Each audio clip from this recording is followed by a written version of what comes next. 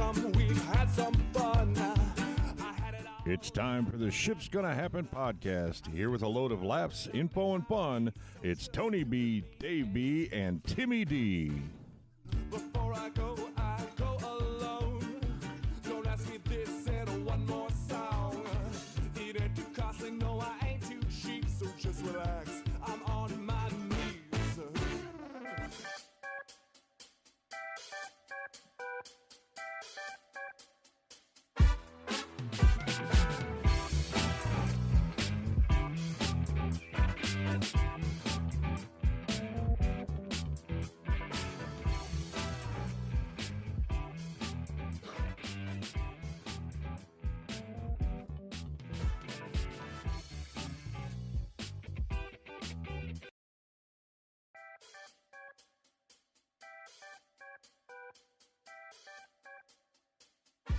Welcome to the Ship's Gonna Happen episode 130. My name is Tony B. Alongside me is David B.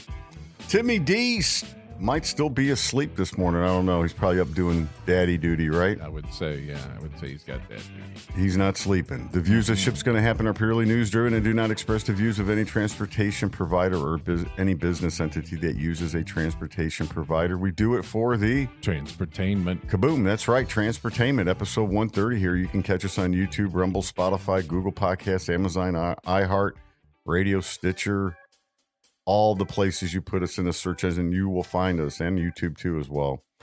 Man, happy Saturday morning, Dave. It looks like the Clark Memorial Bridge had a big rescue yesterday afternoon. Yeah, so definitely. Nobody at this point. Nobody we know of, and nobody that's lost their life. And it is a beautiful Saturday morning. Producer Tony. Spring is in the air again. The 19th green is looking fabulous. It's you would think that if you have it mowed, you're about to. Might do it today. Really? Okay. Yeah. I gotta push it today. Gotta pick up my yard. It's not looking good, but spring is in the air. It's a beautiful day. It's going to be a really, really nice weekend. The weather around here is supposed to be heating back up. Awesome. Yeah, some good spring-like conditions. You're seeing the trees are budding. Things are looking good. And this show, along with all of our other shows, are brought to you by The Great Divide, 743 East New York Street, downtown Indianapolis. Great place to go after a long Ship's Gonna Happen week. Great place to go to unwind, get a great meal, hear some good music, chat it up with the locals. It's just a really good spot. Drove by there on the way in, Tony. I was a little ahead of schedule, so I thought I'd swing and drive by there to see how they're closed for a 2-week remodel, and you could definitely tell they're in full remodel mode. They've got the dumpster out back. They got the pod out back to store some things. Did you peek through the window? I did. I actually was hoping that somebody would be there so I could stop in and kind of give a little, hey, how you doing? But it's definitely, it looks like they've got one little walk path and they're just working tirelessly. I think this is the last week this coming week is going to be the last week that they've been closed. So, I'm sure they're making progress, and I'm anxious to see how it's going to look. And we greatly appreciate everything that the Great Divide does for us, putting that billboard up and everything. So if you're ever in Indy, swing by the Great Divide and tell them that the Ship's Gonna Happen podcast sent you in. So, producer Tony, how are you this morning? Doing buddy? good, brother. Doing good. Thank you, man. Looking good. Thank you, man. Feeling good. Beautiful Saturday morning. So we got a pretty good show today. So we'll discuss this Clark Memorial Bridge rescue, and then we got the Reckless Club 1989. David B will have the top hits from 1989, and we'll discuss whatever else. I think I can follow up with some of the top movies, David B, in '89. Okay. This was a huge year for movies. I'm anxious to hear this. Some of the tops, and we'll all remember them. So, Okay. But yeah, so brother, you and I were talking about this little pre-show. It looks like what a rescue, right? At the Clark Memorial Bridge. Right. This article here I've got is from Alex Sakow, Louisville yesterday. So there was an accident, David B. You had said in prep for the show. I didn't realize that they've done some recent news updates on it. There was an accident. So it looks like this person may have been avoiding the accident and the semi-trailer kind of dangling off the bridge. If you want to see the video, obviously, if you haven't, every news station has video of this. It was quite the rescue. Looks like everyone's okay. There's just one person in serious condition, but they think they'll have a recovery there. So, and David, that bridge, how old did you say it was? The bridge was built in 1929. It's a 4-lane bridge, two lanes going in each direction. And I've been over that bridge recently a few times, and let's say the speed limit on there is 35. There is nobody's doing in the world yeah that's doing 35 miles an hour. So I'm assuming. Were you? Oh hell no! I wasn't either. Right. So if I would have been, I would have got ran over. Probably, yeah. And with this, you could, the assumption is there's not a full story about the accident just yet, but based on what Tony and I read, you could probably determine it was a 4-vehicle accident, and this semi was just probably doing their best to avoid whatever this accident probably was doing 35 or around that, I would imagine. Not that it's relevant, and I'm not saying anything by this, but the semi driver was a female driver and a veteran, a military veteran driver. So hats off to her for her service to the country. Maybe we can work on getting her on the podcast next week. I think that would be great. And I think actually her experience may have saved her there. Okay. When you got nowhere to go, I mean, it looks. I've got nowhere to go. we all? Different story. But it looks like she had it kind of. I don't know. We'll find out. But man, thank goodness she's okay. But like you said, I mean, if she was a veteran and drove, she probably is pretty experienced at driving, I would think. Yeah. But I would say so too. And the good thing is that nobody lost their life, and that. I know. And you read through the story, and the rescue workers had to rappel down to rescue her. It's unbelievable. Yeah. And the accident happened, just before 12:30 on Friday afternoon. Yeah. And just right around 6:45 p.m. is when they were able to rescue her she had to be, whew. I mean, the pictures are riveting. Oh, completely. I mean, it's in the video of them being able to swing the rescuer and her back onto the pavement there. And then it was kind of funny. I saw her immediately on her cell phone as she was on the stretcher. She's probably calling her mom and dad and maybe significant other to be like, you're seeing me on the news probably, but I'm okay. Yeah. Man. Yeah. It's just unbelievable. Probably young, very young. Did it say how old she was? Maybe it didn't. I can't remember. I'm looking at it. I still have it pulled up here. Words. Numbers and words. Yeah, 12:04 p.m. Yeah, no, it does. They were back safely on the bridge by 12:45. Okay, all right. All right. She held together like a champ.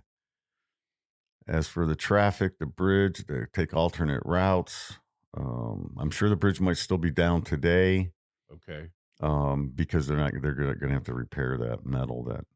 Looks like the bridge did its job though. Yeah. Being built, you know what? They don't build bridges like they built them in 1929. They don't build anything like they used to, right? No, Lord. I think everything we have in our house, every appliance is throwaway. Yeah. Whatever's throwaway. The bridge was built in 1929, like we mentioned earlier. It's 4 lanes, 2 in each direction. Speed limit of 35 miles an hour, and carries 24,000 vehicles daily. And that surprised me, that number, because if you look at what they've done down there to all their bridges those bridges are incredible that they've built. Okay. So you would assume people take that way more. So you're saying you think that number is low? That's a low number, or do you? No, I think it's a high number. I'm surprised by how high it is. I see what you're saying. I thought, man, with the bridge system they have down there going through Louisville, it's pretty impressive. Mm-hmm. You got to pay for it, but now either way, I didn't know if you know that. Yeah, if you go. Oh, yeah, I know that. They changed that. They started it like, we're just going to do it for one-time crossing. Now it's like if you go there and come back, they're going to get you for it. It's just like the Chicago toll system. Oh, we're only going to do it temporarily to raise money. You're never going to quit it. I don't understand why that's a thing.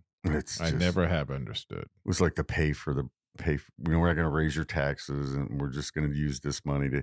It was like 5 cents in the Illinois toll system when I was a kid. Then, then it was 10 cents. Then it was 25. It probably was like over $1 today, maybe $2. I can imagine. Yeah. We have a toll transponder in our car, and I used to keep up with putting money in it like every so often. What's a toll transponder? So when you like those toll booths, if you just go humming through there, and if you have a toll transponder, you don't have to stop. Yeah, because they don't have the takes people money there. from your account. Yeah. Well, I got you. So wow. But then what they do is that even if you're not using it, there's a monthly service charge where they still yank money from your account. Really? I'm not going to keep giving you money for nothing. It's just again, it's just a way where they just get theirs. Yeah. It's a service fee or whatever BS they come up with. Yeah. So anyway. It's just like the software people in general. Here it's free. And then, oh, wait, now like Blink camera systems with Amazon. I don't know if you're familiar with them, but they free. And then now I'm grandfathered in because I haven't bought anything new or added to it. But now you have to pay for the subscription. And people are mad about it. Well, that's, I don't ever understand why there's a fee for convenience. Like Walmart has Walmart Plus, and part of being Walmart Plus is you could scan your items as you're going through the store. Yeah. Oh, really? And just put them back in your basket, and then you go through the register at the end to kind of so they could verify what you got or whatever. But why am I paying for convenience? That makes no sense. Why isn't it that way for everybody? Reducing your price too, right? Yeah, because again, you're doing all the work. Yeah, I think the Walmart though said that they're reducing prices back to pre-COVID. I'm a big Walmart guy. That's big news. You could see. I've been seeing that kind of the trickling back down, and of course, the cost to get it there is probably more. Weighs in a lot. Heck yeah. So like when people think that they should be getting paid this to haul it for that, or what do you want? Do you want continued higher prices, or do you want things to be? But gas, of course, is so crazy expensive still. I know. But diesel is I think I saw 405. I filled up this morning in the Mrs. Mobile, and it was $3.39 a gallon. Really? Mm-hmm. Yeah, it was coming back down. If it could just be at $2, right? If they can just be responsible enough to make, and they're still profiting. They're still profiting billions of dollars off of $2. Oh yeah, it's sickening. But here's the Walmart is lowering some grocery prices to pre-inflation levels. Okay. Amid constant rising food prices, we love grocery shopping at Walmart. So it looks like in food, they're going to focus on food. They announced this, their chief executive officer announced this February 20th on earnings call. Mm-hmm. Dry grocery and consumable categories like paper and cleaning supplies. Man, I'm having a rough morning here. So it's going to be a significant rollback on food pricing on items like eggs, bread, fruit, deli snacks, which are the most common things that families need. Hey, I like that. Yeah. Got to pay for those drivers too. Yeah. Rich Warren. Oh, yeah. It looks like they've done a lot, though. They used to be, remember when we first started talking to Rich Warren and the other gentleman? Mike. It looks like what I've learned from those two gentlemen is that it looks like Walmart has done a good job of regionalizing its inbound and outbound. Mm-hmm. So it's keeping those drivers more regional than it is sending them across country like most truckload people would do. Mm-hmm. I think that's just ingenious, but you almost have to be the size of a Walmart to be able to accomplish that, right? Yeah. Because if you don't have visibility everywhere, I think it's harder to get that supply chain down like that. But probably out west, I think they were saying where they were, where Big Mike was. Mm-hmm. Those are probably some longer lanes, right, regionally. So probably might do some overnight there. But and Mike's got a guy dangling from the back of his trailer. Yeah, oh my God, that was a great story.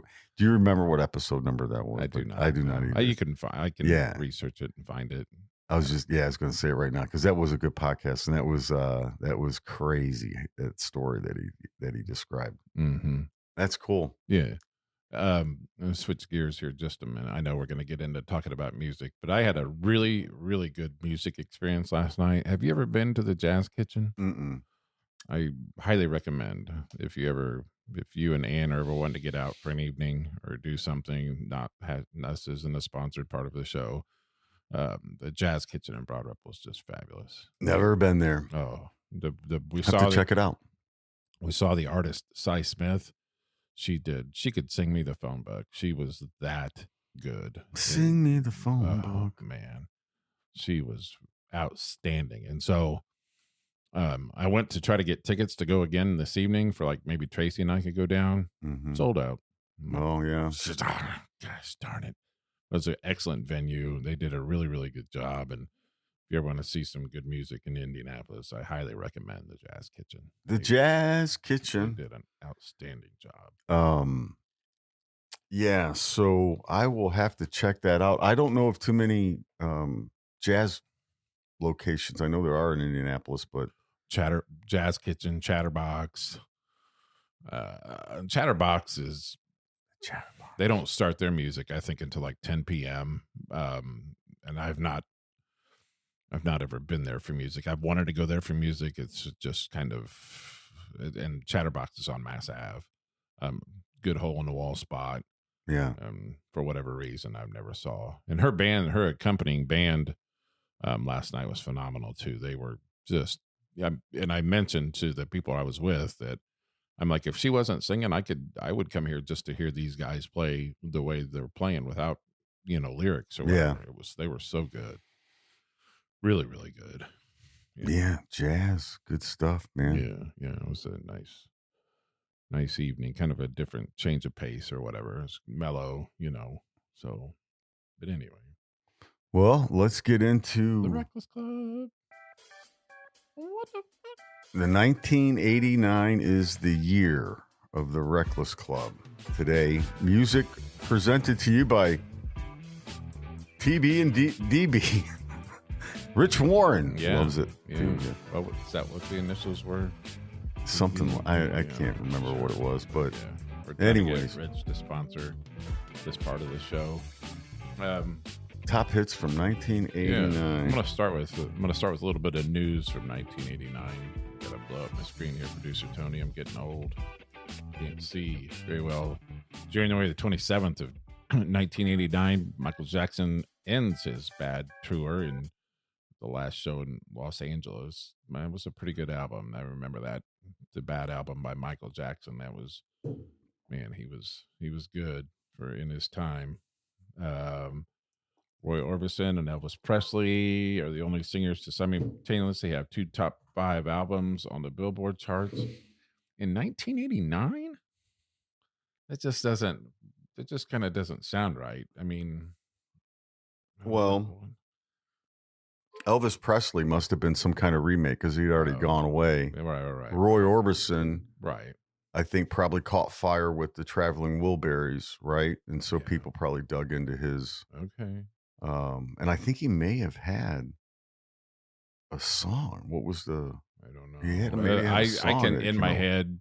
Yeah, I'm sure we'll probably see it on the list when we get to the list, but I can see that. What else goes on here? On July the 29th, the Bee Gees perform in the U.S. for the first time in 10 years. Ringo Starr forms his own band called Ringo Starr and the All-Star Band. I don't remember that at all. I do. They still perform. Oh, okay. Yeah. Okay. Just for whatever reason, does not ring a bell with me. Moscow Music Peace Festival was held August 11th through the 12th with Bon Jovi, Ozzy Osbourne, Motley Crue, Skid Row, Cinderella, and the Scorpions. Let's see, on August the 31st, 1989, the Rolling Stones opened their Steel Wheels tour in Philadelphia. I always like the Rolling Stones. I thought they've held together. Still touring. Still doing it, man. Yeah, definitely. So, it's kind of pretty much all I got as far as the news of 89. But the top hits for 1989, according to Billboard, the number one song of, I don't get this one, but whatever. Number one song of 1989, according to Billboard magazine, Look Away by Chicago. Yeah, thank you. That's the same response I had. I'm like, what? Number 2, Bobby Brown with My Prerogative. I remember that song. Poison, Every Rose Has Its Thorn at number 3. Paula Abdul just kind of coming on the scene right then, I believe, if my memory serves me right, was Straight Up at number 4. Who? Paula Abdul. With what? The song Straight Up at number 4. Gotcha. She was a little cutie. You're reading Billboard? I am. The Billboard year-end Hot 100 singles. 1989. Year-end. Let's see, going through here. Another Paula Abdul song, Cold Hearted at number 6. Wind Beneath My Wings, or Wind Beneath, My Wings, Bette Midler at 7. The always famous For Not the Right Reasons, Milli Vanilli, Girl You Know It's True at number 8. I'm just going to say. Go ahead. This music sucks. I was hoping that when I was reviewing this morning, I'm like, do we have to talk about this? Well, I did too. And I'm like the other day, I'm like, I'm glad you brought look at the movies because it was, I mean, wow, this is horrible. Mm-hmm. And this is kind of when pre-grunge, right? Just right on, right? Yeah. Because Red Hot Chili Peppers, which they would consider themselves punk, and they're probably in their own category, started in 84. Pearl Jam is around this time. They're playing. Nirvana's playing.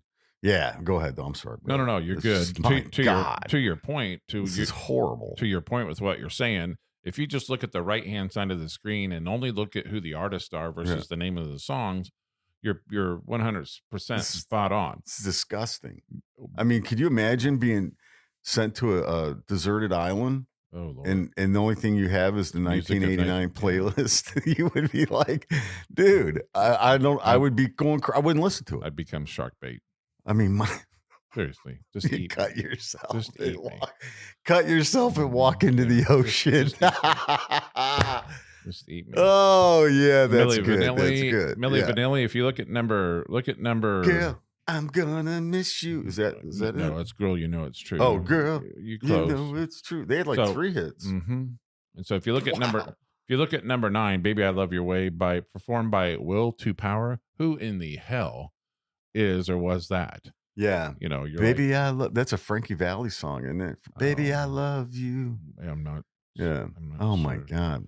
Richard Marx, Boy Meets Girl, Debbie Gibson, Gloria Estefan. It's horrible. Yeah. Milli Vanilli again, Roxette, Fine Young Cannibals, Bobby Brown, Phil Collins. You and I could have had a hit that year. Milli Vanilli again. Like you mentioned, 3 songs. I don't know how they got away with 3 songs. Once bitten, twice shy, baby. Yeah. Marquita with the B-52s. Love Shack was 47. Yeah, that was a better song. That should be. Wait, sorry, who'd you say? No, I'm sorry. I guess Tone Loc had the Wild Thing. Yeah. Wow. That is. Yeah. Young MC, Bust a Move. I like Busted. Jody Watley. Oh my God. Yeah, it is. I'm kind of. Yeah, like I mentioned, looking at this list earlier today, I'm like, I don't want to do this. Got Guns N' Roses there. Patience, just a little. I'd listen to Coming Down. There's a Chris Cornell cover version of that song, clearly done a long time ago because Chris Cornell's not with us anymore. But it was a really good. He did an excellent job with that cover. David, he also does Sinead O'Connor's song. What was that? Yeah, I know the song. Tony's going to do some research on that one. Holy cow! Eddie Money, REM, Stand.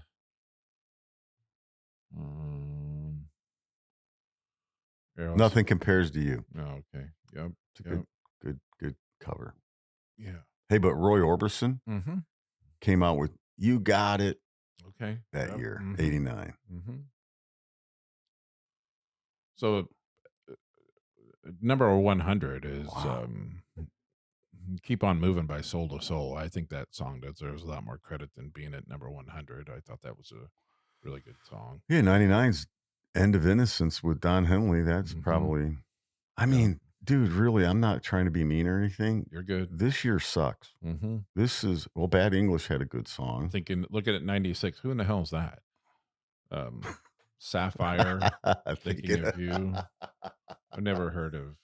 Oh my Lord. Number 94. Don. Do you remember these? Don Estes at 94. Do you remember these songs? No. 97, I don't remember. Look 95, away. I don't remember. 96, I don't remember. Every Rose Has a Thorn. I remember that. Right. Smooth Criminal by Michael Jackson deserves to be a whole hell of a lot higher than 93. Whatever. Oh my God. Yeah. Indiana's very own Babyface at 90. It's No Crime. I do not remember that song. I don't remember that either. Man. Yeah. Man, oh man. That is a... Man, that list is... Sorry, listeners, if you're still listening. They've all changed the station. The hell are those guys doing? All right. So we'll switch into the movies of 1989. Yeah, pretty good stuff here. Shifting gears to movies. So Indiana Jones and the Last Crusade. Okay, that was number 1. Okay. Dead Poets Society, which was a great movie. Number 2. Back to the Future Part 2. The first Batman remake came out. Little Mermaid, which was huge. When Harry Met Sally. The Abyss. Glory, I don't remember that one. It's about the Civil War. National Lampoon's Christmas Vacation, which is an epic classic, right? And another John Hughes film in a long, long line of spectacular films by John Hughes. All filmed in your area. Right? Yeah, all filmed in the Chicagoland area where he was from. Very underrated. I looked him up not too long ago. He only won 2 awards in Hollywood. And you would have think, man, that guy, wow. Should have won a lot more than that. Field of Dreams. Okay. Lethal Weapon 2. Do the Right Thing. Oh, I love that. That was huge. Love that movie. Yeah, huge. Driving Miss Daisy. Okay. My Left Foot. I've seen that one.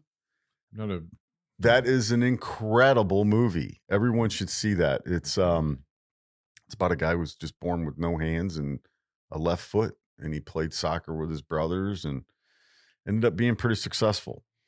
Born on the 4th of July. Okay.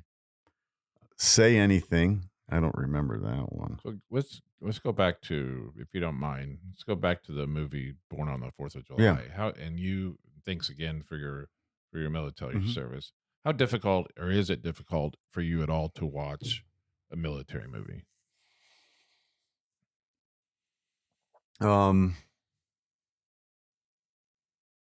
It's not too bad.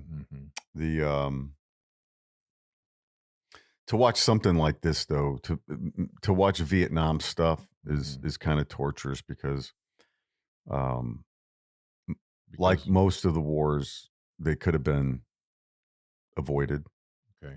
So I don't know what. But then also the treatment of how people were treated when they came back, is that relevant at all to, like, with what you're saying about a Vietnam movie? Or that's part of it, but I think just knowing the historical, and we learned this later on in life, right? The Vietnam veteran people didn't know it, but the Gulf of Tonkin really started it. And it was, there is no evidence of Vietnam attacking any U.S. ships. There are no evidence. There is none, 0. But there are messages that, see, a U.S. ship was fired upon, right? Okay. Wasn't hit, was fired upon. Well, now we know that there was another command in the area that was ordered to fire, but not hit its target. So I don't want to get conspiratorial, but I mean, there's a lot of loose ends there. Why it started, how it started, why it did. And then just the treatment of those veterans that came back who thought they were serving their country for the good, may not have been.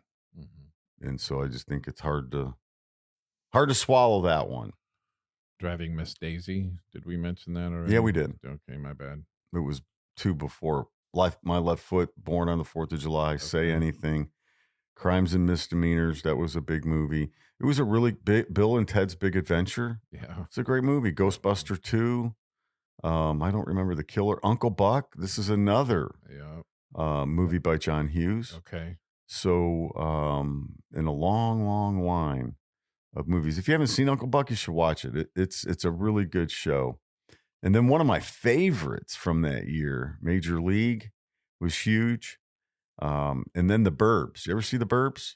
No. Oh, you ought to watch that. I'm not a big movie guy. You ought to watch that.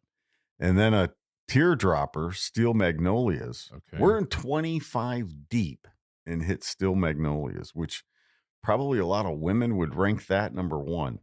Okay. Sex, Lies, and Videotapes. I remember that. Yeah. License to Kill. That's when the Bond stuff came back. I mean, it is just a great year. Parenthood. Weekend at Bernie's. Yeah. Parenthood. Great Steve Martin film. Honey, I Shrunk the Kids. Yep. Roger and Me, whether you like him or not, was a pretty good documentary. Mm. I personally don't like him. Roger, as in Roger Ebert?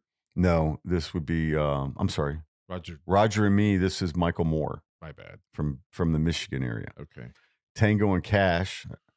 See No Evil, Hear No Evil. That's a follow-up from Gene Wilder and Richard Pryor. I mean, Roadhouse. I mean, this thing just goes on and on and on and on. And some of these were released later in the year. Lean on Me. A great movie. Wow. Dirty Rotten Scoundrels. Yeah, it just goes on and on and on and on and on. And Jean-Claude Van Damme made his debut in Kickboxer. Okay. Rounding out at number 50s, as deep as I went. But wow, just a great, great, great year for movies. And I think we'll see in the 1990s, right? We'll roll around in music. We'll see better than 1989. It will way be better than 1989, but it'll be interesting to see where some of that music lands in the top, or if it even does. Because looking at that 100 list, I was surprised that Guns N' Roses was so huge. One of the most disturbing moves I've ever seen, and I'm not a big movie guy, and also come out in 1989, Mississippi Burning. I could not sit through that movie. Yeah, could not. Great year for movies. Just a great year. Let's see what I'm going to do this. Today's top 1989 movies. When was the last time you went to a movie theater?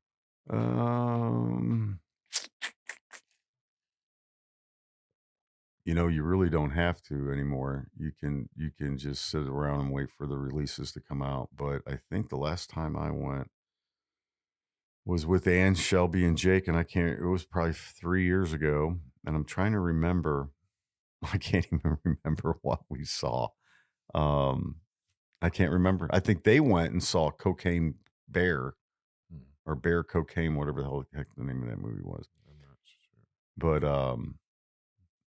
so number 1 today watched from 1989 is Indiana Jones. Okay. Back to the Future, Little Mermaid, When Harry Met Sally, Dead Poet Society, Born on the 4th of July, Field of Dreams, Do the Right Thing, Batman. So it's kind of interesting to look what people today would go back. You wonder if that's our age group seeing that, going back and watching them, and that was their favorite. So that's how that ranking is, or if that's the younger people being like, man, because Indiana Jones, didn't it go from the early 80s to like the 90s? Like sounds right. Mid 90s, right? But it's good stuff. Yeah. Yeah. Man. Like you mentioned. Ghostbusters 2 too. Go ahead. Go ahead. Karate Kid 3 also. Came out that year? Yeah. Twins too. Okay. Karate Kid 3. Top grossing was Batman. Okay. 2 was so that would have been Michael Keaton Batman. Yeah. I'm assuming. I believe it is. Yeah. I shouldn't assume. No, I think it is. And then Indiana Jones, Lethal Weapon 2, Honey, I Shrunk the Kids. Rain Man came out in 88, but it was still number 5 movie maker revenue. Wow. Okay. That's incredible. That was a powerful movie. Kmart, 400 Oak Street, Cincinnati, Ohio. I think, is that right? I don't remember. And what he said in there, Rain Man, yeah. I think. Dead Poet Society, that's a good one. When Harry Met Sally, that's a good, funny movie too. Mm-hmm. Uncle Buck, 13, yeah. But in rentals, Uncle Buck is in the top 5. Wow. Okay. That's like... It's one of the lyrics, or one of the quotations from that movie is when you take this quarter and go downtown and have a rat gnaw, whatever that thing is, off your face. Yeah. Was that movie when he got called? Yeah, when his nephew or whatever got called to the principal's office. Mm-hmm. Uncle Buck went in to have a discussion with the principal. Oh, good movie. I think. But yeah, so that rounds out the 1989 top movies, top songs. Yeah. David B. I'm disappointed. I feel embarrassed. About the music? I do. Man, I looked at it though. We were just doing it. I mean, I looked at it and I was like, man, Dave's going to struggle with this stuff. I did. It's just a bad year for music. Wow. Some people may find it the best year ever. And God bless you. But, completely. But man, completely. I'm going to Google why was 1989 so bad in music? See if it's like there's an article about it. It's the year my wife graduated high school. I'm sure that she thought some of that music was yeah, that's definitely Producer Tony, is there anything coming up with that one? Or yes, okay, there is. All right.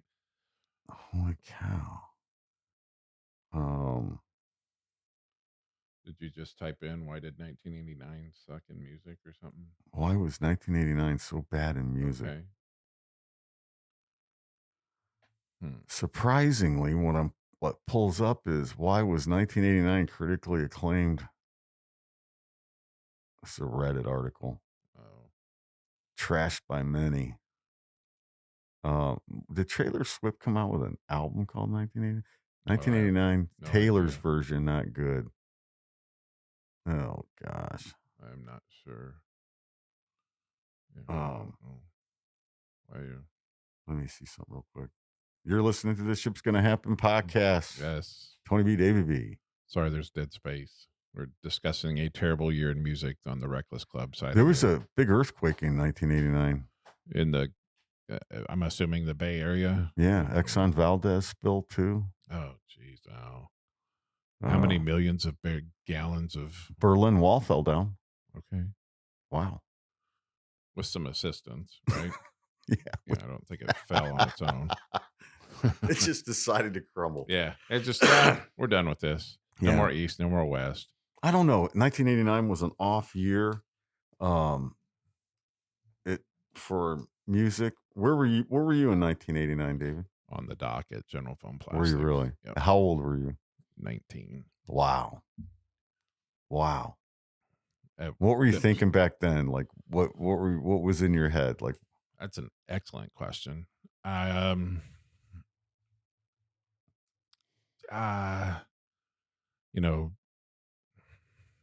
It's Tracy's freshman year at IU. I think just you guys were still dating and all that, right? Yeah, we didn't get married. That was your until woman. 94. So, still living at home? Yeah, living at home, saving money. I think, back then gas was probably 90 cents ish a gallon. I might have been making $4 an hour. Might have been making $4 an hour. Probably not. Wow. Because the minimum wage was like $3.35. Yeah. I don't think I'd quite gotten to $4 an hour then. To be honest, just like kind of every day, just going through the grind. I mean, I know when I started in 1988 at that job that I had for 26 years, the very first day in my head, I go, I'm not staying in this dump very long. 26 years later, almost to the day. But you make life what you make life. But I think you you're moved just up, trying to. I just think you're just trying to figure things out. I'm not so sure what was going through my head. Did you think you would stay? Well, you just said you wouldn't be there. But you got advanced and promoted, right? Well, hard work always pays off. So flat out, period. Hard work always pays off. That's pretty impressive to get a job like that. So right out of high were you in school. college or were you in the military? I was in the military. I was in the Persian Gulf in '89. What was going through from '88 to? I was there for 3 years, from '88 to '89 to '90. Yeah. What was man, would I make it out of here alive? Were you ever thinking, is this, why are we here? Yeah, I used to think it all the time. Like, why? Because I had little inside stuff on my job, like security stuff that I could see and hear, and you just wondered why you this was at the time though when Iraq and Iran were at war still. So, and that was kind of resolving itself, kind of. But you just wondered, you just was worried something was going to blow up because the situation was so stressful and intense. And we got fired on by accident by Iraq and Iran all the time. Should you have even been over there in the first place? Well, we had to, yeah. As a mediator or as what for us? Oh, we were escorting and doing things, escorting, because Iran and Iraq, or Iran mainly, was this when the USS Stark and these other ships blew up. So you had to create a path to the harbor to get the fuel, to get the goods. It all had to be secured, protected, because they were pirating ships and docks and stuff. Was that right around the time when that terrorist kind of took the boat into that big U.S. ship? Was that time? The USS Cole. Okay, so that wasn't. Yeah, then, that was later, much later. Yeah, yeah. But one thing I can remember vividly, which is a silly thing, is I can remember laying down on my back and looking up in the sky because it was so dark. There you can see more star systems than you can see anywhere, and you could literally see satellites like just going north, west, south, east, just constantly scanning the area. And it just, I guess my ultimate thought was, we're here, what are we doing? Why are we just kind of like screwing around a little bit, right? Why aren't we just, let's get in, let's do the job, and let's get out, right? Like, why do we have to, we're still playing the same damn games. I was just getting ready to say that. So, I mean, it's, yeah, I don't know, man. I don't know. I'm glad though I did it. I wouldn't not do it again if I had the chance to do it again. I enjoyed my time in the military. Do we cause some of that? Oh, I think, yeah, we do. Sometimes it's inadvertently, and sometimes I think it's on purpose. So, we all come from somewhere, and I wouldn't want to come from anywhere else, but at a Syrian refugee, 2 weeks ago, at a Syrian refugee is probably not the right word. I had a gentleman from Syria as my immigrant. No. As an Uber driver. So why I say no to the immigrant part is because he was born in the United States. Oh, he's a citizen then, U.S. citizen. But then after he was born in the United States, for whatever reason, his parents and everybody up and moved back to Syria. And he told the story, as a matter of factly, as you and I are having this conversation right now. He said that one of his brothers is being held on a $50,000 ransom over there. Until his parents cough up $50,000, he's not going to see his brother. And this has been going on for like 7 years. And at 16 in Syria, it is mandatory as a young man that you serve in that military. Yeah. But he goes, it's not a United States type of military. It's a military where they teach you to steal. They teach you to mafia. Yeah. And they also teach you to rape and whatever. Oh. Yo, dude. Yeah. That conversation didn't go well. Yeah.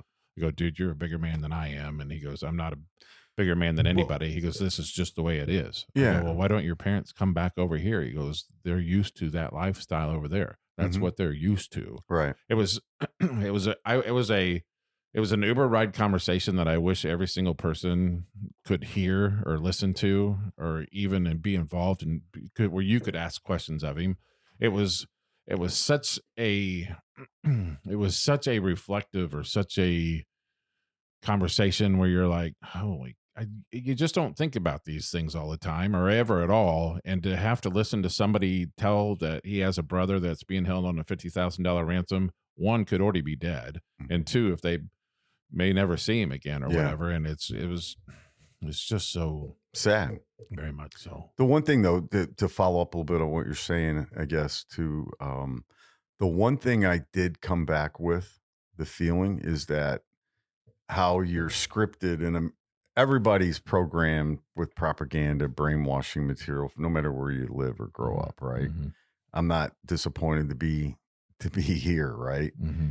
But what I did discover was going to those countries and meeting the people, like intermingling with people in social settings, they were nowhere near what I had thought or had prejudged before, right? Like, they were very nice and cordial people everywhere I went, whether it was Malaysia, Thailand, Hong Kong, Singapore, Australia,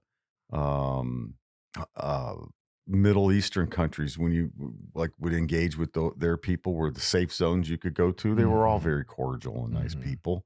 Mm-hmm. That was the misconception. But you look back on it and you're like, why did I have that conception? It was what I was taught. Was what I was taught in the media, is what, you know what I mean? Is what you were perpetuated in the school system. That's my point completely. When I say that I wish everyone could have heard that story. Yeah, right. Every single person. We don't know how lucky we are. Yeah.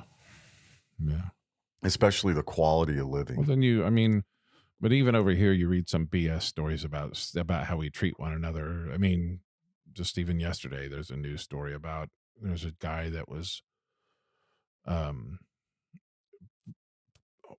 prostituting out his grandma and one of his daughters. You're just like, how in the I mean, you should be going to prison, man, for that. I mean, it's sick. Yeah. You're sick. Yeah. You've lost every right as a human. I mean, you're an idiot. Yep. I mean, what the hell, man? But Cheery morning conversation brought to you by the Ships Gonna Happen Real podcast. World stuff. Yeah. So the speaking real of world stuff segment, I think the demographic of downtown Indianapolis is about to change over the summer. Producer Tony went on April the 15th of this year. The Indiana Fever hold the number one pick in the WNBA draft, and Caitlin Clark has announced that she's coming out. She is? So, because she technically would have one more year? Technically. Because of COVID? Right. But wow, that'd be huge. Oh, dude. Yeah, it'd be like, it's like Larry Bird. Yeah. You know what I mean? She's really good, dude. Gosh, that is. She's phenomenal. Even and a great character. Right. Yeah. To your point with that comment, just that alone. Yeah. I think would be. It's Indiana character. Yeah. I think it's going to put, her and Aaliyah Boston. And I think just that just puts the franchise. Did we just buy season tickets to the Fever? So it's funny you mention that. I went to look yesterday. Yeah. There's not on sale yet. So not on sale. When do they go on sale? All it says is they could go on sale the spring of 2024. That's all it said. How much are it didn't give? Do you know? I didn't you have any give idea? The prices? No.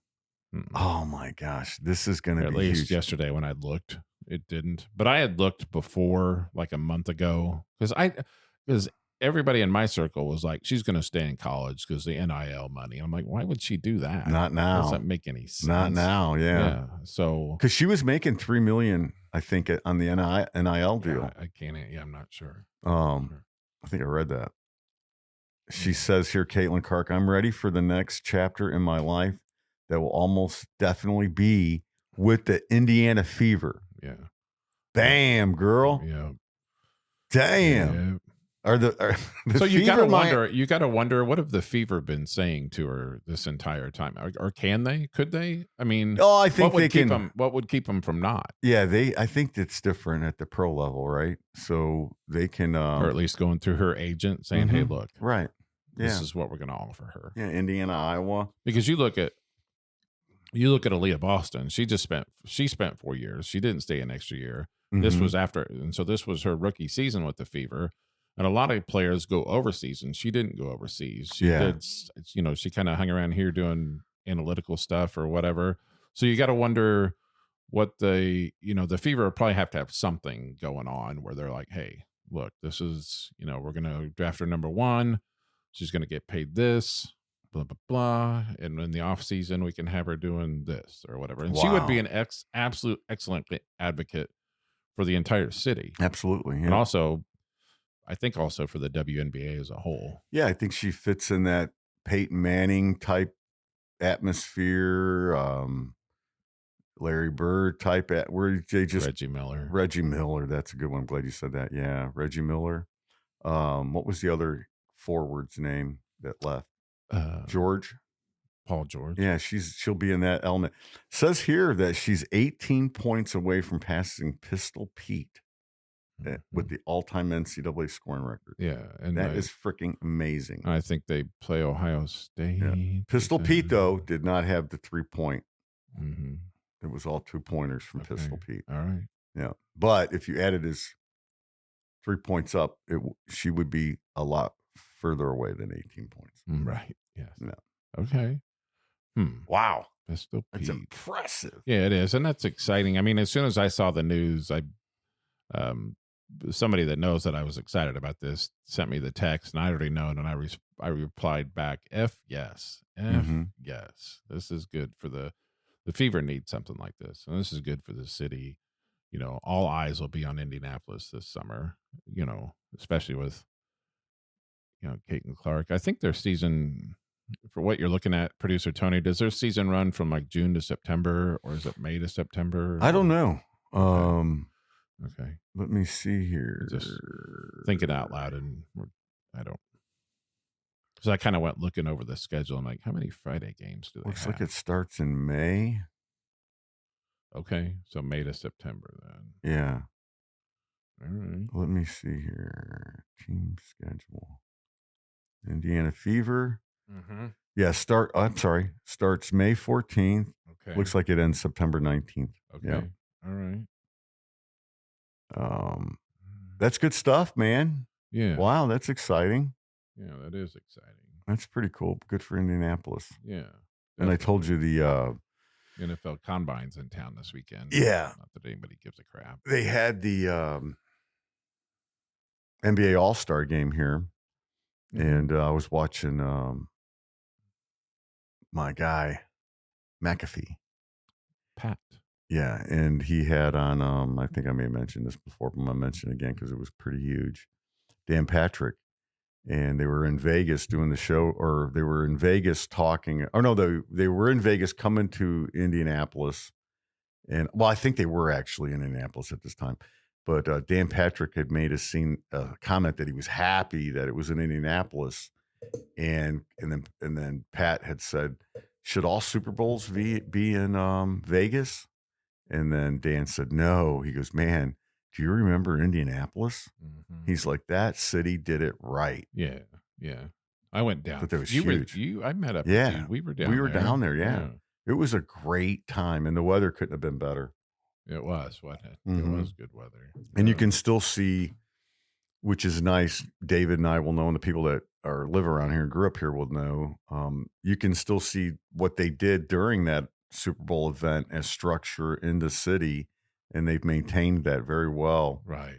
And pretty proud of it. So yeah, I think getting, if they get in that ever so many years of doing the NCAA football championship and the Big Ten championship, right, and the Final Four, and then every now and again the Super Bowl. Hell yeah. Well, and I think what helps us is get that gosh darn infrastructure fixed. Oh, I know. They're working on it. It still backs up. I know. It's bad. It shouldn't back up. It's really bad. So, but I think the key to this is the fact that the Bears stay in Soldiers Field. The Bears.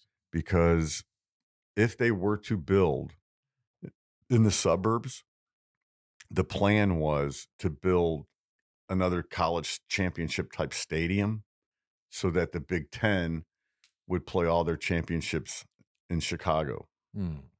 But most of those are played here because of what we have.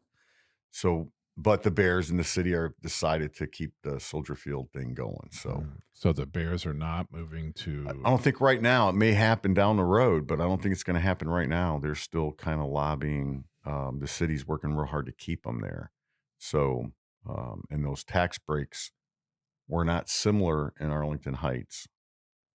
So you would assume that will happen because there's a lot of land there vacant that they could possess, and you could build a championship basketball stadium there, championship college football stadium, and then the Bears stadium. Do they do concerts at Soldier Field? They do. Seems like a dumb question. They do. They do it mainly during the Taste of Chicago. Okay. So I saw the Beach Boys at Soldiers Field during the Taste of Chicago. Many light years. It was the largest crowd in Taste of Chicago's history. They've surpassed it now, but one of the days I was there, it was over 1.4 million people in Grant Park, and Soldiers Field was packed for the Beach Boys. You actually didn't even have to get into the stadium to hear them. It was so loud. It's one of the greatest events you can go to because you're going to get food from all over the world, and you will never be around that many people unless you go to the racetrack where there's 400,000 people, right? That's an experience too. So, especially not being from here, growing up here. When I went to that event, I was just amazed. There were people from different countries, right? It's amazing. I didn't know that growing up in Illinois, Chicagoland area, racing wasn't a big thing. Right. So, but I've gained a respect for it living here. Based off of what you just said, is there been a food that you were surprised with or how good it was? Oh, yeah. And you weren't expecting it to be that good? The Arabs. Example? Yeah, the Arabs will make, I've had this several times. They will put rice and meat in a leaf. Okay. I don't know what kind of leaf it is, but man, I ate it. No carbs.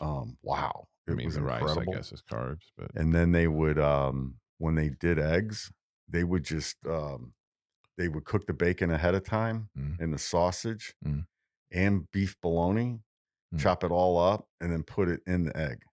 Okay. And I was like, wow, that's ingenious. Why am I need a fork for my bacon, my sausage? It's just all there in the egg.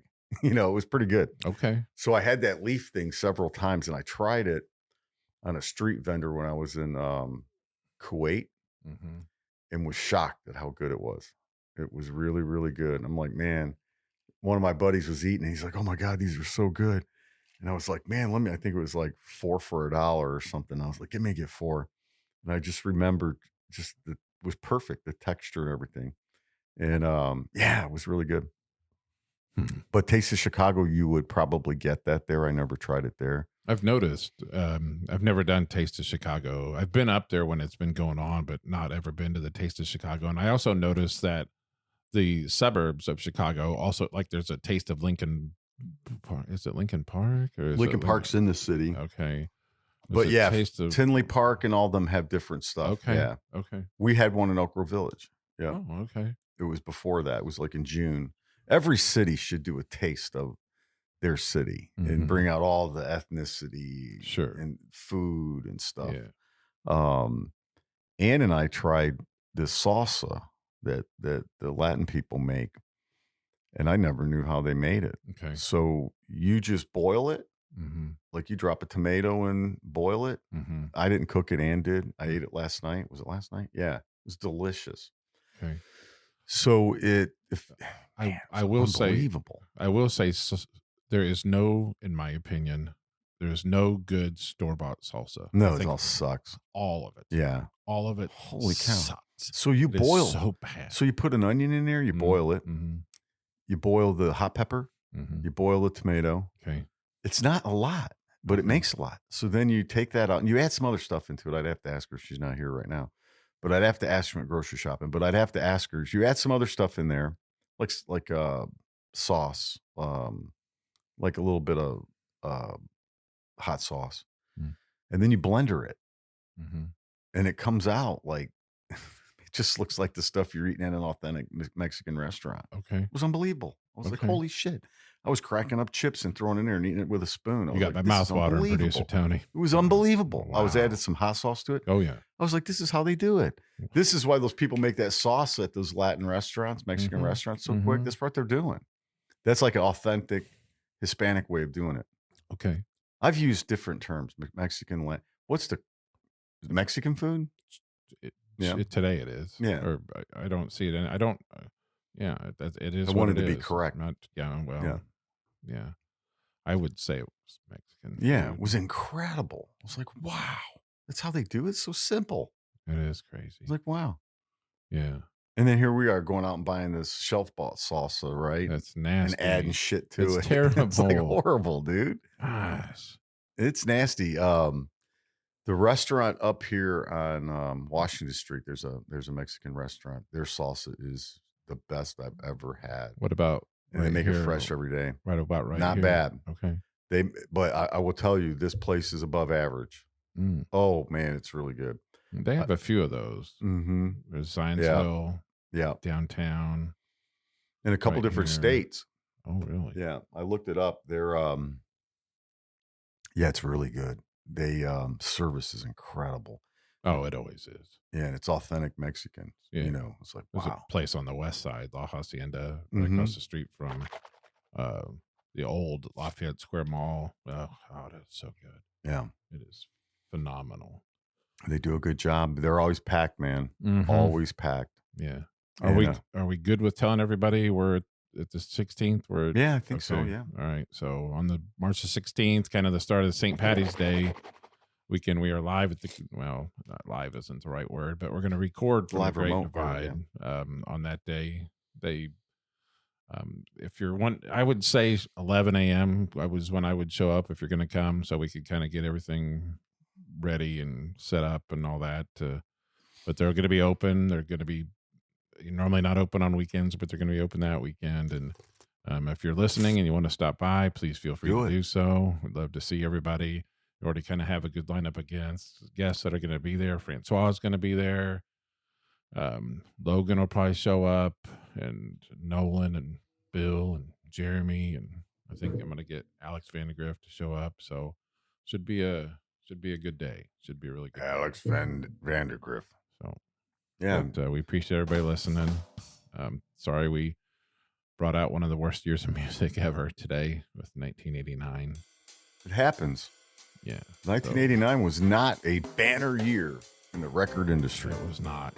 We appreciate everybody listening. Click that like button, or smash that like button. Click subscribe. Help us kind of get a following for this podcast. We appreciate everybody listening, and have a great weekend, producer Tony. You too, David B. The Ship's Gonna Happen is OUT.